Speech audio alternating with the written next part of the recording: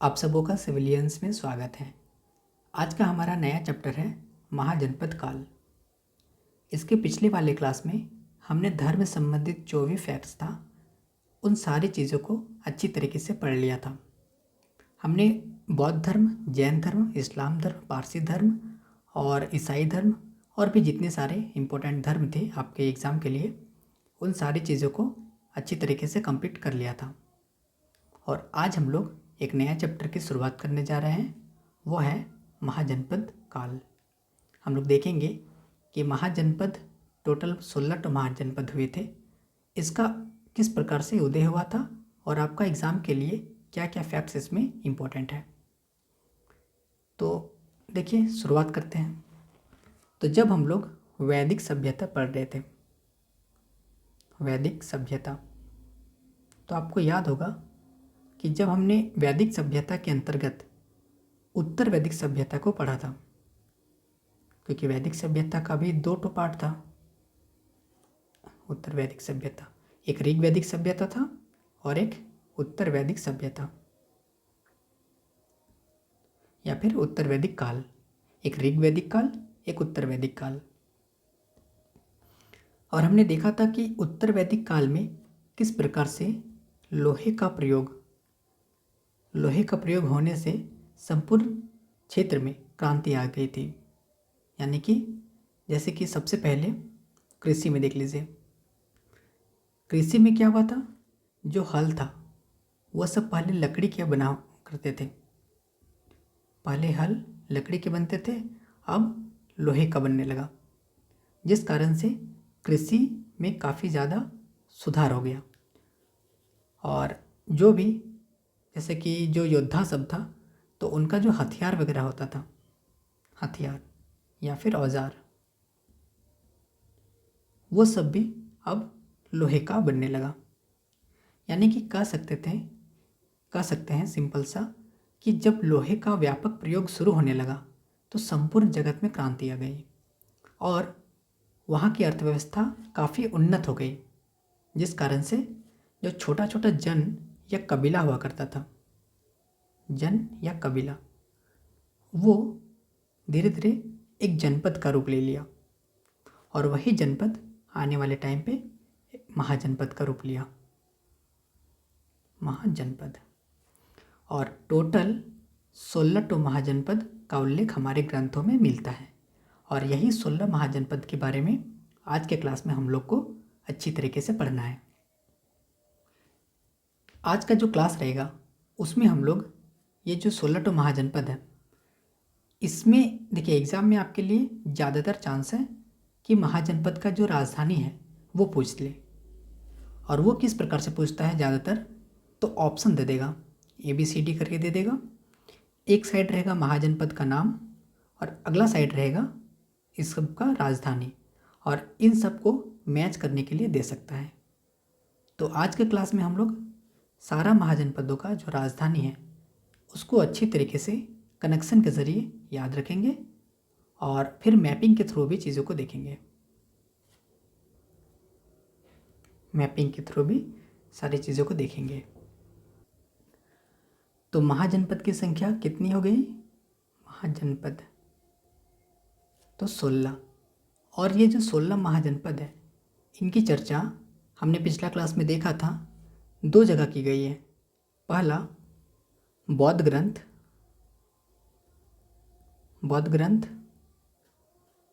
किसमें, अंगुत्तर निकाय में, अंगुत्तर निकाय।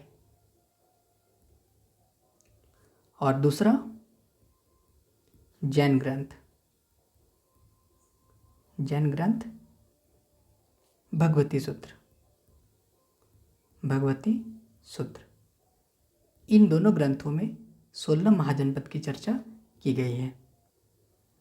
तो ये था महाजनपद से संबंधित कुछ बेसिक इंट्रोडक्शन। अब हम लोग चलिए इस टॉपिक के अंदर एंटर करते हैं। तो टॉपिक है महाजनपद। तो 6वीं शताब्दी ईसा पूर्व में पूर्वी उत्तर प्रदेश और पश्चिमी बिहार में लोहे का व्यापक प्रयोग होने से बड़े बड़े प्रादेशिक या जनपद राज्यों के निर्माण के लिए उपयुक्त परिस्थिति निर्मित हुई। तो वही मैंने अभी आपको बतलाया कि जो लोहे का प्रयोग है उसका मतलब लोहे का व्यापक प्रयोग होने लगा, जिस कारण से संपूर्ण जगत में क्रांति आ गई। फिर बुद्ध के समय में 16 बड़े राज्यों का उदय हुआ जिन्हें महाजनपद कहा जाता था, और बौद्ध ग्रंथ अंगुत्तर निकाय और जैन ग्रंथ भगवती सूत्र में 16 महाजनपदों का उल्लेख मिलता है। और 16 महाजनपदों में जो मगध और कौशल, वत्स, अवंती ये सबसे अधिक शक्तिशाली थे। और इनमें से भी जो सबसे इम्पोर्टेंट महाजनपद आपके लिए है वो है मगध महाजनपद। मगध महाजनपद में कुल 7 राजवंशों ने शासन किया था। 7 तो वंश था शासन करने वाले। और कौन कौन था ये सब हम लोग नेक्स्ट चैप्टर में पढ़ेंगे, जिनमें से सबसे पहले था हर्यक वंश। और इस वंश के संस्थापक थे बिंबिसार। ये अगला चैप्टर का पार्ट है। फिर हर्यक वंश आएगा, फिर शिशुनाग वंश आएगा, फिर नंद वंश आएगा, फिर मौर्य वंश आएगा, फिर सुंग वंश आएगा, और फिर सुंग के बाद कण्व वंश, और फिर सातवाहन वंश। ये 7 वंश शासन किए थे। और इन 7 वंश के बारे में हमें एक एक करके अच्छी तरीके से पढ़ना है, लेकिन इसे अभी हम लोग नहीं पढ़ेंगे। अभी सिर्फ और सिर्फ हम लोग महाजनपद के बारे में पढ़ेंगे। तो ये हो गया इंट्रोडक्शन, सबसे पहला महाजनपद के बारे में। इसमें आपको ये वाला लाइन याद रख लेना है, अंगुत्तर निकाय और भगवती सूत्र, ये हम लोग पहले भी देख चुके हैं। अब नेक्स्ट है महाजनपदों का विवरण। तो 6ठी शताब्दी ईसा पूर्व के इस महाजनपदों का विवरण इस प्रकार है। देखिए, सबसे पहला महाजनपद है अंग। तो पूर्व से शुरू करने पर पहला जनपद अंग था, जिसमें आधुनिक मुंगेर, भागलपुर जिले सम्मिलित है। अंग की राजधानी चंपा थी, जहां ईसा पूर्व 6ठी सदी से आबादी होने के प्रमाण मिलते हैं। तो ये है अंग। तो इसमें याद क्या रखना है, तो ज़्यादातर आपको आज का क्लास में राजधानी ही याद रखना है, और बाकी अभी हम लोग जब मैप में देखेंगे तब आपको क्लियर हो जाएगा कि कौन सा जो महाजनपद है वो कहाँ पर है। और जब आप लोग इसको 2-3 बार प्रैक्टिस कर लीजिएगा तो अच्छी तरीके से आपको दिमाग में बैठ जाएगा ये चीज़। तो चलिए क्लास को आप एक एक मतलब सारी चीज़ों को शुरुआत से देखिए। अभी सबसे पहले हम लोग राजधानी सबको याद करते हैं। तो अंग है, इसकी राजधानी चंपा। इसको याद रखते हैं, किस प्रकार से याद रखेंगे। देखिए, अंग चंपा, देखिए आ में भी बिंदु है और च में भी बिंदु है। इस तरीके से एक तो लिंक हो जाएगा दोनों। ये भी 2 डिजिट का है, सॉरी डिजिट बोल रहे हैं, ये भी 2 अंक का है, और ये भी मतलब अक्षर ये भी 2 अक्षर का है और ये भी 2 अक्षर का है। तो इस प्रकार से भी आप याद रख सकते हैं। अन्यथा आप ऐसा कर लीजिए, अंग है चंपा, चंपा बीच में अ साउंड आ रहा है आपका, अंग अंग करके, मतलब ये अंग जो है ना, इसी के अंदर आपको साउंड आ जाएगा। जैसे चंपा, चम चंग अंग, कुछ इस प्रकार से आपको यहीं पे लिंक हो जाएगा याद रखने के लिए। तो इस प्रकार से चम अंग करके आप याद रख लीजिए। अंग की राजधानी चंपा। नेक्स्ट है मगध, सबसे इम्पोर्टेंट। तो इस महाजनपद में आधुनिक पटना, गया जिला तथा शाहबाद का कुछ हिस्सा सम्मिलित था। ये बिहार का कुछ लोकेशन है, पटना है, गया है, ये सब जो वर्तमान मतलब पटना है, गया है, इस जगह पर मगध महाजनपद हुआ करता था। मतलब इसका कुछ हिस्सा सम्मिलित था। यह सबसे शक्तिशाली महाजनपद थी, मगध महाजनपद सबसे शक्तिशाली। इसका लोकेशन का बात करें तो देखिए, इसके दक्षिण में था विंध्याचल पर्वत, पश्चिम में सोन नदी, उत्तर में गंगा नदी, पूर्व में फल्गु नदी। इस महाजनपद के प्राकृतिक दुर्ग का कार्य करती थी। इसकी राजधानी राजगृह या ग्रीवराज थी। तो देख सकते हैं महाजनपद इतना जो शक्तिशाली हुआ, इसके पीछे का जो कारण है वो एक इसका जो जोग्राफिकल जो लोकेशन है वो भी है। आप इसका लोकेशन देख सकते हैं कि दक्षिण में विंध्याचल पर्वत है, पश्चिम में सोन नदी है और गंगा नदी भी है उत्तर में, और पूर्व में फल्गु नदी है। यानी कि कृषि के क्षेत्र में तो समझ सकते हैं कितना बड़ा, मतलब कृषि के लिए कितना फेमस रहा होगा ये। यहाँ पे कृषि के लिए दिक्कत नहीं है। अगर कृषि प्रॉपर तरीके से होगा तो यहाँ पे आबादी भी अच्छी तरीके से बढ़ेगा, यहाँ पे लोग भी ज़्यादातर बसेंगे, और जितना लोग बसेंगे उतना राज्य का विस्तार होगा। और बहुत सारा कारण था। इसके कारण जब हम लोग मगध महाजनपद पढ़ेंगे, स्पेशली इस टॉपिक को लेकर के, तब हम लोग अच्छी तरीके से देखेंगे। तो इसका जो लोकेशन है ये बहुत अच्छा है, और ये सब जो लोकेशन है ये सब प्राकृतिक दुर्ग का कार्य करते थे। और इसका जो राजधानी था वो था गिरिव्रज या फिर राजगृह। तो देखिए इसको याद कैसे रखेंगे, मगध का राजधानी राजगृह या गिरिव्रज। तो चूँकि मगध महाजनपद सबसे बड़ा, सबसे शक्तिशाली महाजनपद था, और जिस तरीके से इसका लोकेशन था यहाँ पे काफ़ी मतलब इस राज्य का काफ़ी विस्तार हुआ था। तो शॉर्ट में याद रख लीजिए, मगध इतना बड़ा राज्य है, इतना शक्तिशाली राज्य है, तो यहाँ पे लोग क्या करेगा, राज करेगा। तो राज करेगा तो हो जाएगा राजगृह या फिर गिरिव्रज। इस तरह से आप याद रख सकते हैं। थोड़ा दिमाग भी लगाना पड़ेगा, थोड़ा मतलब ट्रिक के साथ साथ थोड़ा आप मैपिंग भी याद रखिए। मैपिंग के थ्रू भी आपको याद रखना पड़ेगा।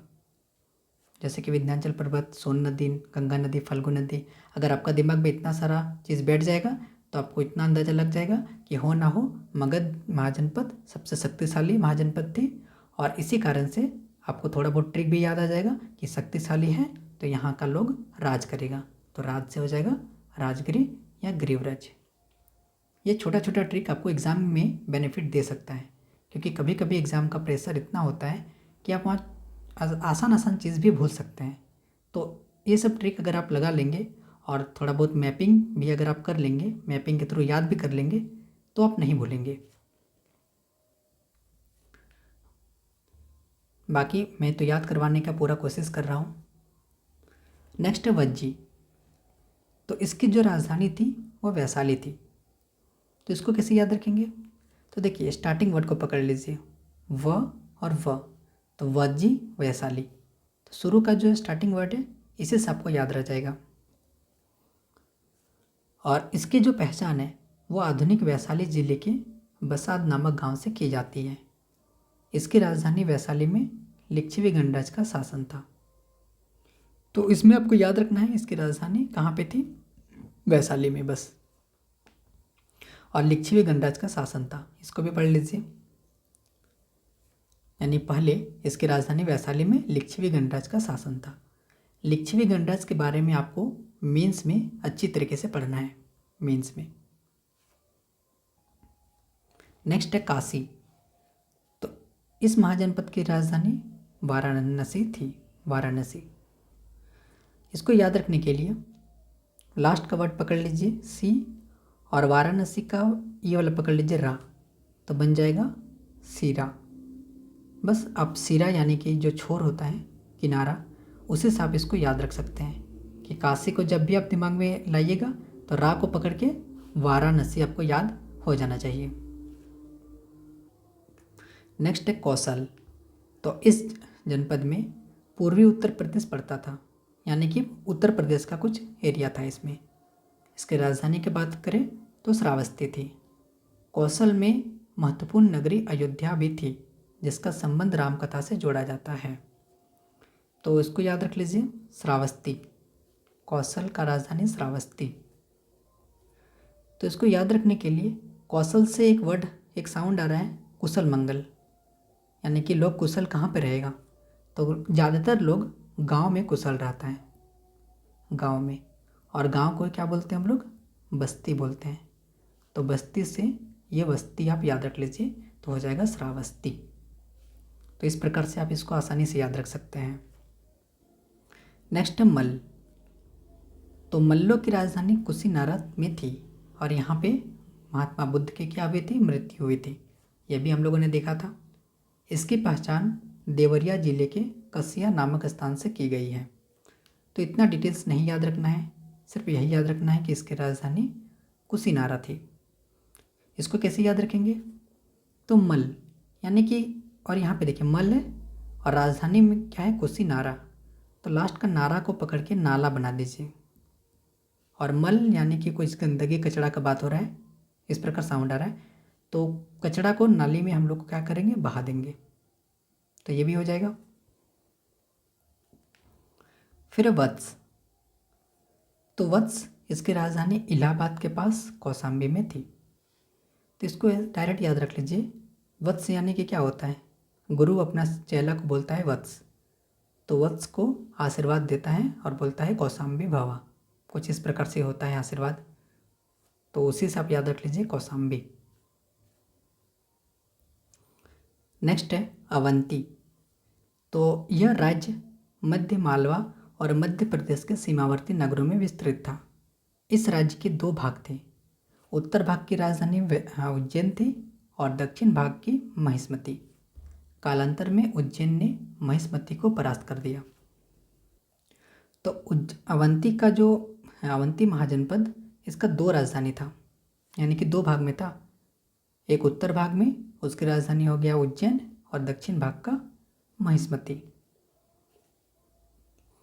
तो इसको याद रख लीजिए इस प्रकार से। अवंती का लास्ट का है वती, तो वती, और यहाँ पे महिष्मती में मती, तो वती मती, इस प्रकार से आपको महिष्मती याद रह जाएगा। और उज्जैन याद रखने के लिए आप पहला वर्ड देखिए, यहाँ पे अ है, अ, तो अ का अगर हम ये हटा दें, सॉरी ये सिर्फ मतलब ये जो लाइन है इसको अगर हटा देंगे तो ये बन जाएगा ऊ टाइप का, और ऊ को ही पकड़ के आप उज्जैन को लिंक कर सकते हैं। तो ये हो गया अवंती, इसका दो राजधानी, दक्षिण का हो जाएगा महिष्मती और उत्तर का हो जाएगा उज्जैन। नेक्स्ट है कुरु, तो मेरठ, दिल्ली तथा थानेश्वर यानी कि थोड़ा उत्तर प्रदेश और दिल्ली का एरिया, और थानेश्वर यानी कि हरियाणा का कुछ एरिया। तो इतना सारा इन एरिया में क्या हुआ, मतलब कुरु महाजनपद फैला हुआ था। तो मेरठ, दिल्ली तथा थानेश्वर के भूभाग में कुरु महाजनपद अवस्थित था। इसकी राजधानी इंद्रप्रस्थ में थी, जो वर्तमान दिल्ली में स्थित है।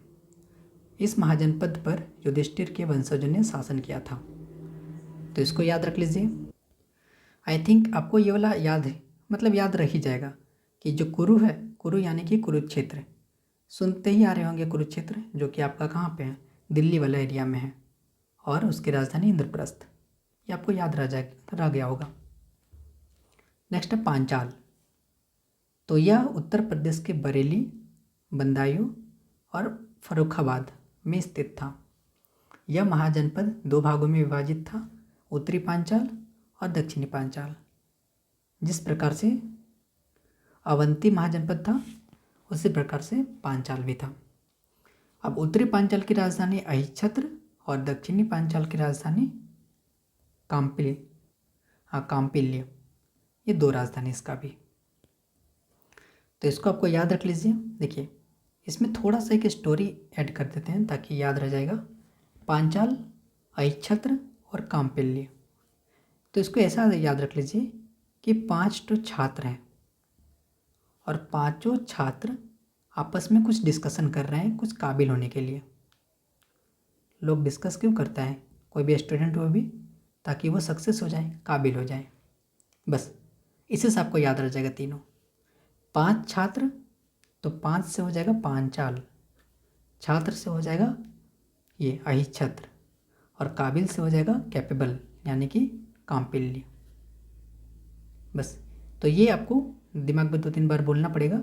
5 छात्र मतलब काबिल होने के लिए कुछ ग्रुपिंग कर रहे हैं, बस काफ़ी है इतना। फिर है सूरसेन, तो यह उत्तर प्रदेश के ब्रजमंडल क्षेत्र में स्थित था। सूरसेन महाजनपद की राजधानी मथुरा थी। तो इसको याद रख लीजिए, सूरसेन यानी कि जो सूरवीर होते हैं वो लोग कभी थुराते नहीं हैं। सीधा याद रख लीजिए, कभी भी थुराते नहीं है, यानी कि मथुरा, थुराने से हो जाएगा मथुरा। नेक्स्ट है चेदी। तो आधुनिक बुंदेलखंड में चेदी महाजनपद का क्षेत्र विस्तृत था और इसकी राजधानी सौतिवती थी, सौतिवती। और ये आधुनिक बुंदेलखंड यानी कि वर्तमान में जो बुंदेलखंड है, यूपी का एक जगह है बुंदेलखंड, वहाँ पे। इसको याद रख लीजिए इस प्रकार से, चैन से सोना है तो जाग जाओ। एक बोलते हैं ना, चैन से सोना है तो जाग जाओ, तो वो हमको मतलब वो यहाँ पे इम्पोर्टेंट नहीं है याद रखने के लिए, सिर्फ चैन से सोना है बस। तो चैन से हो जाएगा, चे से पकड़ लीजिए चेदी, और सोना है तो हो जाएगा सुक्तिवती, हो जाएगा इस प्रकार से आपको याद, चेदी सुक्तिवती, चैन से सोना है तो जाग जाओ। ये ट्रिक आप यहाँ पे लगा सकते हैं। नेक्स्ट है मत्स्य। तो यह आधुनिक जयपुर के आसपास का क्षेत्र था। राजस्थान का पिंक सिटी के नाम से मशहूर है जयपुर ये। तो जयपुर के आसपास ये मतलब मत्स्य महाजनपद स्थित था और इसकी राजधानी था विराटपुर। तो इसको सीधा याद रख लीजिए, अरे सॉरी, इसको देखिए मत्स्य, तो मत्स्य से मछली जैसा, मतलब मत्स्य मतलब कुछ मछली जैसा होता है। तो मछली कैसा है, बहुत ही विराट है, बड़ा है, तो विराट से हो जाएगा विराटपुर। नेक्स्ट है गांधार। तो गांधार पाकिस्तान का कोई जगह है, पाकिस्तान के उत्तर पश्चिमी क्षेत्र में स्थित था। इसकी राजधानी तक्षशिला थी। और अस्मक, तो यह महाजनपद दक्षिण भारत में गोदावरी नदी के तटीय क्षेत्र में अवस्थित था। इसकी राजधानी पोतन या पोटली थी। तो अस्मक को याद रख लीजिए कि इसकी राजधानी पोतन या पोटली थी। देखिए इसको किस प्रकार से याद रखेंगे, अस्मक तो पोतन में एक वर्ड छुपा हुआ है, पोत, यानी कि बंदरगाह होता है। अब पोत का मतलब नहीं, पोताश्रय याद रख लीजिए, पोताश्रय इसका मतलब होता है बंदरगाह, बंदरगाह। और यहाँ पे अस्मक, अश्व का मतलब क्या होता है, घोड़ा। तो एक तो डायरेक्ट ट्रिक ऐसा बन जाएगा, घोड़ा और बंदर, घोड़ा बंदर याद रख सकते हैं कि अस्मक तो अश्व मतलब घोड़ा, और घोड़ा है तो बंदर भी था, बंदर यानी कि बंदरगाह। तो बंदरगाह में क्या मतलब क्या आना जाना चलता है, नाव, नाव का क्या बोलते हैं, पोत। तो पोत पकड़ के पोतन आप याद रख सकते हैं, पोतन या फिर पोतली। ये थोड़ा लंबा हो गया कनेक्शन में, लेकिन अगर आप प्रैक्टिस कीजिएगा तो आपको यही ट्रिक एग्ज़ाम में काम आ जाएगा। नहीं तो एक ट्रिक ऐसा भी लगा सकते हैं कि घोड़ा, देखिए उस टाइम तो व्यापार करने के लिए बंदरगाह तक मतलब जाना पड़ता था। तो किस प्रकार जाया जाता था, घोड़ा से ही जाया जाता था, सामान सब मतलब घोड़ा गाड़ी से ले आया जाए, मतलब आना जाना किया करता था घोड़ा से। इस प्रकार से भी आप याद रख सकते हैं। अन्यथा डायरेक्ट अस्मक मतलब अश्व यानी कि घोड़ा। तो जैसे घोड़ा आपको याद आएगा तो आपको तुरंत दिमाग में याद आ जाना चाहिए कि घोड़ा के साथ कुछ और भी था, वो था बंदर। तो बंदर से बंदरगाह यानी कि पोत यानी कि नाव, नाव से पोतन, इस प्रकार से याद रख लीजिए। और उसके बाद है कम्बोज। तो यह उत्तर पथ में स्थित महाजनपद था। इसकी राजधानी हाटक या रायपुर थी। तो इसको याद रख लीजिए कि बोझ है, बोझ कम बोझ, बोझा कितना है, बोझा कम है। तो कम बोझ हम लोग कहाँ से लाते हैं, तो हाटक, हाटक में एक वर्ड छुपा हुआ है हटिया। तो जनरली जो हटिया होता है वहाँ से हम लोग सामान लाते हैं, तो एक बोझा करके लाते हैं या कम बोझा करके लाते हैं। तो कम बोझ आप याद रख सकते हैं। तो इस प्रकार से हमारा 16 महाजनपद का जो फैक्ट्स था इम्पोर्टेंट, ज़्यादातर चांस है राजधानी एग्ज़ाम में आपको मतलब पूछता है, ज़्यादातर चांस है। तो सारा राजधानी हम लोग एक कनेक्शन के ज़रिए याद कर लिया। और आपको अगर आप ध्यान से देखे हैं सारी चीज़ों को तो आपको याद भी हो गया होगा। इस वीडियो के बाद अब 1-2 बार प्रैक्टिस कर लीजिए खुद से। तो आपको पूरा याद हो जाएगा। तो ये 16 महाजनपद, इसका राजधानी को मैंने एक टेबल में अरेंज कर दिया है, इसको आप पढ़ लीजिएगा। जैसे कि काशी, तुरंत दिमाग में लाइए किस प्रकार से याद किए थे। सी रा सीरा तो वाराणसी। फिर कौशल, तो कौशल किस प्रकार से याद किए थे। लोग बस्ती में क्या रहता है, कुशल रहता है, तो बस्ती से वस्ती श्रावस्ती। अंग, तो अंग चम मतलब इस प्रकार से साउंड है लगभग, तो चंपा। फिर मगध, तो मगध बहुत बड़ा था, बहुत ही विशाल था, तो वहाँ का लोग राज करते थे, तो राजगृह या फिर ग्रीवरज। फिर वज्जी, वह को पकड़ के वैशाली। फिर मल, कहाँ पे बहेंगे, नगर मतलब नाली में, तो कुशीनारा या फिर कुशीनगर। आपको नारा ही याद रखना है, आपको कुशीनगर अपने याद हो जाएगा। फिर चेदी, चैन से सोना है तो जाग जाओ, तो सोना तो हो जाएगा सुक्तिवती। फिर वत्स, वत्स को आशीर्वाद देना है, कौशाम्बी भवा। फिर पांचाल, 5 तो छात्र क्या करेगा, डिस्कस करेगा, तो हो जाएगा छात्र से अहिच्छत्र, और किस लिए करेगा, काबिल होने के लिए, यानी कि कैपेबल होने के लिए, तो हो जाएगा कामपिल्य। फिर मत्स्य, तो मत्स्य मछली कैसा है, बहुत विराट है, तो विराटनगर। सूरसेन, सूरवीर सब, थुराता नहीं है, तो मथुरा।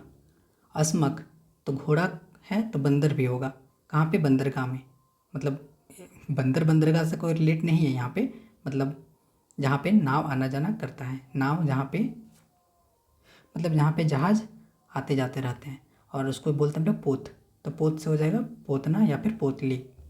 फिर अवंती, तो अवंती अ से उ, तो उज्जैनी हो जाएगा, और यहाँ पे अवंती तो वती, लास्ट का साउंड अवंती वती, तो वती से माहिष्मती।